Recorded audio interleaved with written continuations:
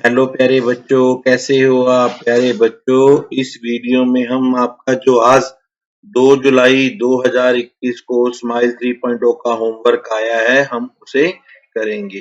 तो बच्चों, आज क्लास 12th के अंदर इंग्लिश लिटरेचर में पोएम है a lecture upon the shadow by John Donne. इस पोएम के क्वेश्चन आंसर पर एक वीडियो बनाया है। पहला है what do shadows mean in the poem. इस कविता में परछाइयों का क्या मतलब है। तो इसका आंसर है बच्चों, in this poem shadow refers to the duality in the lovers personality. इस कविता में परछाई का मतलब जो प्रेमी हैं उनकी पर्सनैलिटी में जो ड्यूलिटी मतलब दोहरापन है उससे है। देयर फ्लॉज उनकी जो कमियां हैं, देयर सीक्रेट्स उनके जो सीक्रेट हैं, उनके जो रहस्य हैं, their distrust of each other वो जो एक दूसरे पर अविश्वास करते हैं, एक दूसरे का विश्वास नहीं करते हैं। तो शैडो का मतलब इस कविता में ये है कि उनके जो व्यक्तित्व में, जो उनकी पर्सनैलिटी में ड्यूलिटी है, दोहरापन है। फिर भी बच्चों, अगर आपको इस पोएम को अच्छे से समझना हो तो मैंने इस पर एक वीडियो बना रखा है। आप सर्च कीजिएगा इंग्लिश विद छगन रोड़ा, वहां पे आपको ये वीडियो अच्छे से समझ में आ जाएगी ये पोएम। सेकंड है how will the shadows blind the eyes. परछाइयां आंखों को अंधा कैसे कर देती हैं, कर देंगी। Shadow means differences between the lover. तो परछाइयों का मतलब ही ये है जो हमने ऊपर वाले क्वेश्चन में पढ़ा था कि प्रेमियों के बीच में जो डिफरेंस है। When they appear, they do। जब प्रेमियों के मन में परछाइयां उत्पन्न होती है, they do not let the lover see their love for each other. तो इन परछाइयों के कारण जब जब दो लवर्स के बीच में डिफरेंस पैदा हो जाता है, उनके बीच में एक अविश्वास आ जाता है, तो उसके कारण वो एक दूसरे के प्रति अपने प्रेम को देख नहीं पाते, ये देखने ही नहीं देते। जब हमारे दो प्रेमियों के बीच में अविश्वास आ जाता है तो ये एक दूसरे को देखने नहीं देती है।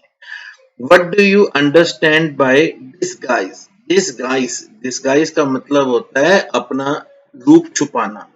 डिस्गाइज मीन्स, इस पोएम में डिस्गाइज मीन्स फॉल्स बिहेवियर, झूठा व्यवहार, सीक्रेट्स, जो हमारे सीक्रेट्स हैं, एंड डिस्ट्रस्ट जो हम एक दूसरे पर अविश्वास रखते हैं। Which characterise love in its initial stages between two lovers.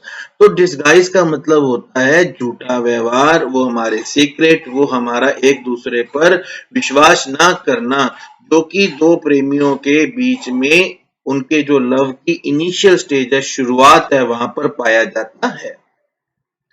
Fourth question है what do you understand by westwardly decline.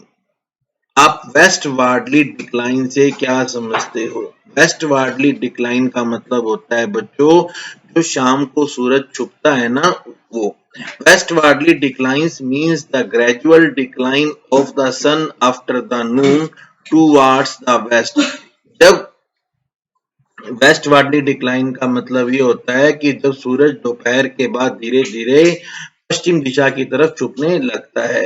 With reference to love, जब हम प्यार की बात करते हैं, it means that love between the two lovers begin to decrease gradually. तो प्यार के अंदर इसका मतलब ये है कि धीरे धीरे दो प्रेमियों के बीच में प्यार कम होने लगता है। It losses it's order after it has attend it's highest point. जब प्यार उनके बीच में सबसे ज्यादा हो जाता है, वो हाईएस्ट पॉइंट तक पहुंच जाता है, तो फिर इसके बाद धीरे धीरे प्यार अपनी चमक खोने लगता है। Then lovers begin to behave falsely and keep secrets। तब प्रेमी झूठा व्यवहार करने लगते हैं और एक दूसरे से सीक्रेट बनाने लगते हैं। फिफ्थ क्वेश्चन है according to the poet what is the nature of true love. सच्चे प्यार की क्या नेचर है, पोइट के अनुसार आपको ये बताना है।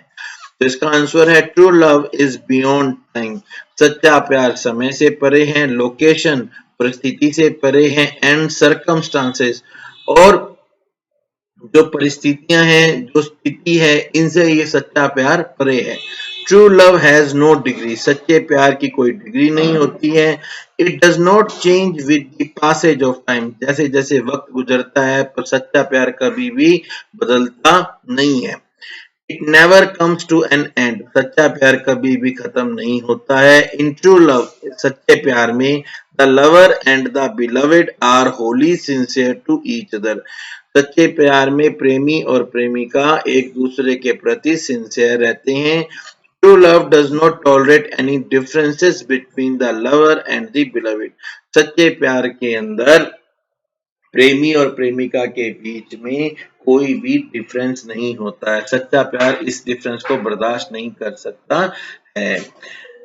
तो इस तरह से प्यारे बच्चों ये जो वीडियो है कंप्लीट होता है। अगर आपको वीडियो अच्छा लगा हो इसे लाइक करना, पोएम को और अच्छे से देखना हो तो लर्न विद भरत अरोड़ा के साथ साथ इंग्लिश विद छगन अरोड़ा को भी सर्च कर लेना, आपको 12th क्लास की सारा लिटरेचर वहां पे मिल जाएगा। Thank you.